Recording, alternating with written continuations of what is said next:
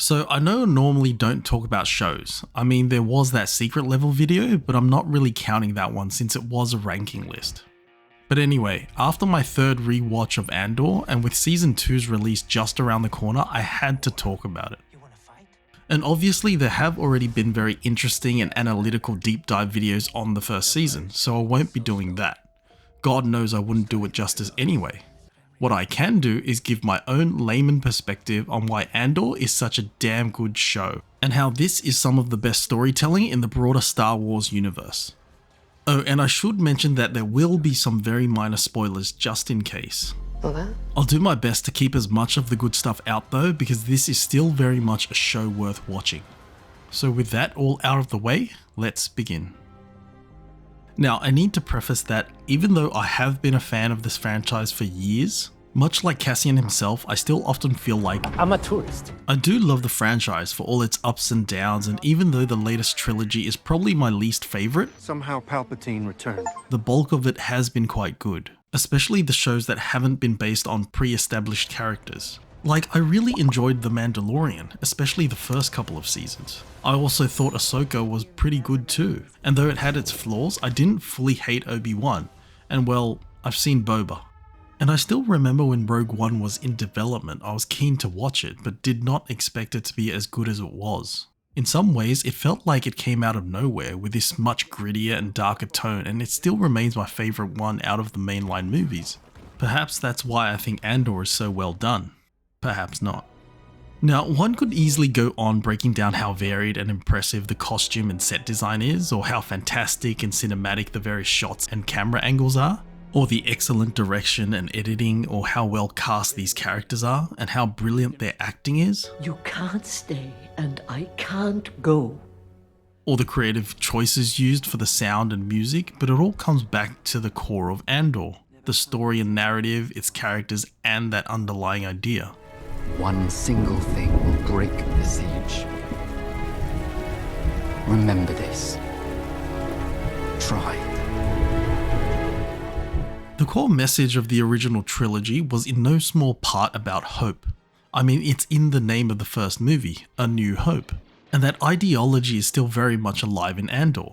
Granted, it is a much darker and bleaker story, where real characters are killed off unceremoniously. That underlying message still remains. The difference, I think, is in the overall tone and the atmosphere and intensity that's captured so well. The struggle of the rebellion is ever present, but it's in the small details. It's easier to hide behind 40 atrocities than a single incident. The films are paced to be engaging within the time span of a couple of hours, where the show really breaks down the nitty-gritty and the details and has the room to breathe and show you so much more. The axe forgets, but the tree remembers. Now it's our turn to do the chopping. And yes, the show can be considered a slow burn, but if you're bothered enough to put your phone down for a minute and pay attention, it's not only exciting and engaging, but deeply thought-provoking. The pace of repression outstrips our ability to understand it, and that is the real trick of the Imperial thought machine. Themes of rebellion are obvious, and though it is still in its infancy at this stage in the saga, the show breaks it down in intricate detail. Little overreactions from the authorities in power, ever increasingly harsher punishments for minor infractions, constantly overreaching and using security as a mask in its drive for more control, until the dam finally breaks and the people stand up and choose to fight back. Do I look thankful to you? No. The show does such a great job in telling its story that it's disappointing that this hasn't been done before. I think one of my favourite aspects has to be how Tony Gilroy and the team treats its audience. It doesn't oversimplify anything. There's no unnecessary exposition, and each episode is important and moves the plot forward. And all the drama is portrayed by the characters at a level I really can't say I've seen from this franchise in a long time. That's just love. Nothing you can do about that. Like the emotion and dialogue come together in this interwoven story that cohesively delivers some absolutely extraordinary moments. And it's not like these huge set-piece moments aren't deserved. The show isn't afraid to spend time where it's needed, and the extra care allows them to really work through each conflict, and man, the payoff is just incredible. The thing is though, each of the smaller moments in the lead up are also well done. There's logical reasoning for every moment, the tension's always high, and every single character goes through real development. Shame to waste it. Keith, I think what makes the show feel so real though is how it treats its cast of characters. Every single moment these characters are at very real risk. Characters die just as quickly as they're introduced without a second thought, and then there's no time to dwell on these losses either. The fight continues, the story progresses. Much like the rebellion, you just keep going. And I think that's one thing that helps to make this show so good.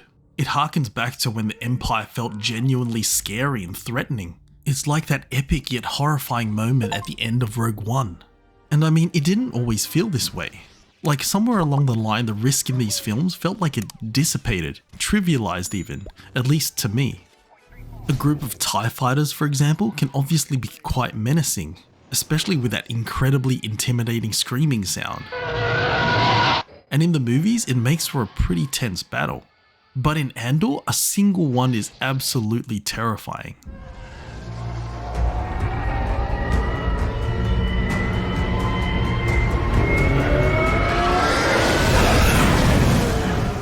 And I think that's one of the key factors that makes Andor so engaging. The threat is real. Other than the obvious characters, you really don't know who's going to make it. To me, it's that same unpredictable nature that made Game of Thrones so good in its early seasons. It's not some Disney-fied cakewalk journey that everyone will get to finish. And for those that do make it to the end, they're not without trauma or scars. And though the sides aren't as clear as you might think, the impact of each event is felt by all involved. What if it's just us? What if we're the only ones? Another thing I love is how much complexity there is built into each character. Like they all have their own individual opinions and beliefs and motivations, and even though on the surface they might have chosen a side, the dynamics aren't black and white. There's infighting, there's internal struggle, there's disagreements, there's varying approaches and different things that drive them. The elaborate relationships being developed on both sides of the conflict and how complicated the dynamics of each are was just so interesting to me. Like the characters themselves aren't simple. Most, if not all, are morally grey, and just like real life fit onto this spectrum of differing opinions. The juxtaposition between Mon Mothma and Luthen, for example, is a clear view of this. Both are strong characters in leadership positions working together on the same side, and yet their approach is vastly different, almost in complete opposition to each other's ideals. And the focus on these more real and grounded characters really brings out the best parts of the show. Every single one of them has an interesting backstory, from one being an ex-stormtrooper to another being on a quest for vengeance, or someone simply tired of being treated as a second-class citizen. This show has actually helped me appreciate the real beauty in each of the smaller, more intimate moments, something I find lacking in most modern media today. That's just love. Nothing you can do about that. Now, breaking it down further though, I think the brilliance of Andor is in its focused narrative. People might say it's quite political or even woke, but to me the narrative just fits really well. I mean, the originals were intended to at least have some reference to Nazi Germany and the politics of rebellion, so if anything, it's actually gone back to its roots. I think the difference though is that it doesn't feel forced or ill-contrived. The themes and social commentary feels like it fits the story, and there's just so many lines delivered by multiple different characters that hit so hard. Mix has nothing to do with Well, this. then who told these primo bastards about Canary? The standout monologues are brilliantly written, and that expert delivery just demands your attention and you just can't look away. Like, I actually get shivers when some of these lines are read out.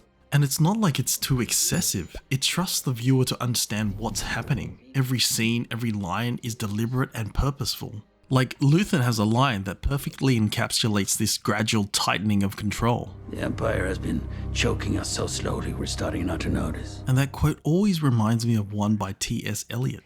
This is the way the world ends, not with a bang, but a whimper. And if that wasn't enough, it directly contrasts with the prequel's depiction of the rise of tyranny. This is how liberty dies.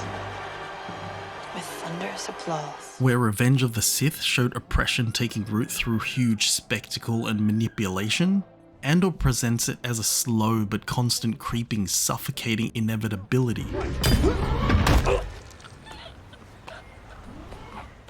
Now, Star Wars is mainly known for its cool space battles and cool sci-fi themes, but underneath it all is still a very human story. What initially attracts people is usually the cool Jedi powers and the lightsaber battles, which I get and respect. And though Andor isn't without them entirely, it's not the main focus or reason it succeeds as a show. And a lot of that is removed, but there's still very real and raw and engaging stories and characters. And going back to the characters, I've never been so emotionally distraught over a damn droid. You could stay. Like, looking back, even in the first film, when it comes down to it, there's actually very minimal force usage. Until the latter part of the movie, that is, and even then there's not a heap. Where the movies play at a much higher level with super-powered magical beings waving around impossibly strong weapons, deflecting blaster shots with ease, Andor has a much more grounded and, dare I say, realistic approach to sci-fi action and storytelling. The Empire is a slow, hulking behemoth, methodically marching forward in its unrelenting oppression. Each step is decisive and constantly overreaching and overreactive in its response, a suffocating force constantly growing in its power and control. Meanwhile, the rebellion, still in its inception, is a disorganized and scant mess of volunteers, ill-prepared and desperate. A frail hope that's barely hanging on. And there's no glory here. There's no grand victory to be had. The singular glue holding them all together is the mutual hate for the Empire. And the reward? An insurmountable fight that will likely cost them their lives, and the rest of the galaxy probably won't even know their names. And the tone suits it perfectly. The mood is always somber, the characters emotional yet hardened by desperation. Every decision, every sacrifice carries weight. My sacrifice means nothing to you, does it? And it all ties back to the name of the show itself, Andor. Like, technically it's not even his real name, it's one he was given by Marva and Clem, his adoptive parents. And that reflects the entire point of the series. Andor adopts the fight just as he takes this name, almost as if to fulfill a dying wish. Cassian is just the lens through which we experience the rebellion's formation, but the show itself isn't just about him. It's about the rebellion as a whole, about how revolutions don't start overnight, how change can be slow and painful and costly and must sometimes be bought with sacrifice. It never glorifies the struggle, only the realization that it's just beginning. The true human cost of each heartbreaking sequence, pain, sacrifice, consequence, and that post-credit scene, that moment of realization where everything comes full circle, absolute perfection. Andor is, in my opinion, some of the best Star Wars media in a long time, and it isn't just a good Star Wars show, it's just a damn good show. Hard to believe, right? 2 minutes. No longer, no shorter. Now, if you're up to this point, thanks for watching. I do need to ask a favor though. If you've watched this far into the video, please let me know down in the comments whether you've enjoyed this one. Because if you did, I may do more videos on shows or movies or other media. And if not, I might just stick with games instead. So let me know what you think, and I'll catch you in the next one. Sorry, Patrol, I'm a one-man show here. I have to manual these stabilizers. If you've managed to sit through this whole video, thank you so much for watching. Be sure to let me know what else you'd like to see in the comments. Hopefully, I'll catch you in the next one.